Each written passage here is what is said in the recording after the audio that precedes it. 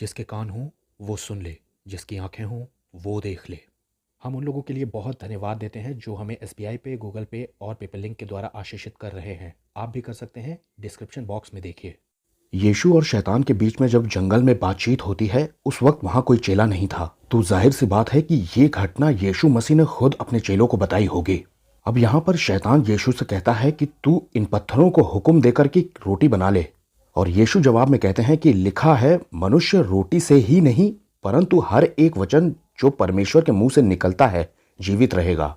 इस आयत का सीधा सा मतलब यह है कि इंसान सिर्फ खाना खाकर जिंदा नहीं रहता है, परमेश्वर के मुंह से कुछ वचन निकलते रहते हैं और अगर इंसान उन्हें सुनता है तो उनके कारण वो जीवित रहेगा। मिडिल ईस्ट का जो पथरीला इलाका है, वहां पर जो पत्थर हैं वो धूप में रोटी की तरह ही दिखाई देते हैं। ये इंसान के अंदर से आने वाली एक शारीरिक आवाज है। अब क्योंकि ये आवाज शरीर के हिसाब से ही बात करती है और यीशु भूखे थे, शरीर में कमजोर थे, इसलिए शैतान उनसे कह रहा था कि इन पत्थरों से रोटी बनाकर खा लो, कहीं ऐसा ना हो कि तुम मर जाओ। लेकिन यीशु मसीह ने पुराने नियम का एक रेफरेंस उठाया जहां पर परमेश्वर ने इन्हीं शब्दों को बोला है, उन्हें भी देख लीजिए। व्यवस्था विवरण 8 में दिया है कि परमेश्वर ने तुझे नम्र बनाने के लिए तुझे भूखा होने दिया और तुझे वो मन्ना खिलाया जिसे कोई पुरखा तेरा जानता नहीं था।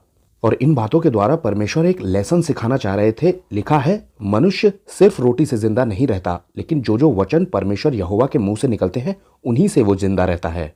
इंग्लिश में ये बात ऐसे कही गई है कि comes out of mouth of God या proceedeth out of mouth of God, यानी कि जो जो वचन परमेश्वर के मुंह से निकलते रहते हैं, यानी उस मोमेंट के हिसाब से भी जो परमेश्वर के मुंह से वचन आते हैं उस वक्त उन बातों से इंसान जिंदा रहता है अगर वो उनके हिसाब से चलता है। अब ध्यान दीजिएगा कि ये बात कही किससे गई है। पुराने नियम में ये बातें इजरायलियों से कही गई थी जो यहोवा परमेश्वर के विश्वासी थे, और नए नियम में ये चेलों के लिए लिखी गई है, यानी कि हमारे जैसे विश्वासियों के लिए। कम से कम उन्हें जरूर पता होना चाहिए कि इंसान सिर्फ खाना खाकर जिंदा नहीं रहता, क्योंकि परमेश्वर के मुंह से वचन सदा ही निकलते रहते हैं, और अगर हम उनको समझ पाए, उनको पकड़ पाए, तो उनके हिसाब से हम जीवित रह सकते हैं। दुनिया के लोगों को ये सब कुछ नहीं मालूम, the plan of God, the kingdom of God. वो अपनी जिंदगी को बस यूं ही जिए जा रहे हैं। लेकिन विश्वासी को ये पता होता है कि परमेश्वर है और परमेश्वर हमसे कुछ कह रहा है, और अगर हम परमेश्वर के हिसाब से चलते रहते हैं और जब तक उसका प्लान हमारी जिंदगी से पूरा नहीं हो जाता, हम मर नहीं सकते। दरअसल ये एक कॉन्टिन्यूअस प्रोसेस है जो चलता रहता है। परमेश्वर के मुंह से वचन निकलते रहते हैं और विश्वासी उन हिसाब से चल करके अपने आप को जीवित रख सकता है। यीशु और शैतान के बीच की यह घटना दर्ज ही इसलिए कराई गई है ताकि विश्वासी ये समझ सके कि उसे विपरीत परिस्थिति में, यानी नेगेटिव सर्कमस्टेंसेस में परमेश्वर के वचन से सहमत होना है, ना कि शरीर की आवाज से। दुनिया के लोग बस इतना ही जानते हैं कि इंसान खाना खाकर जिंदा रह सकता है, लेकिन दुनिया के इंसानों में और विश्वासी में यह अंतर होना चाहिए कि विश्वासी परमेश्वर के आत्मा की आवाज सुनकर जिंदा रहे।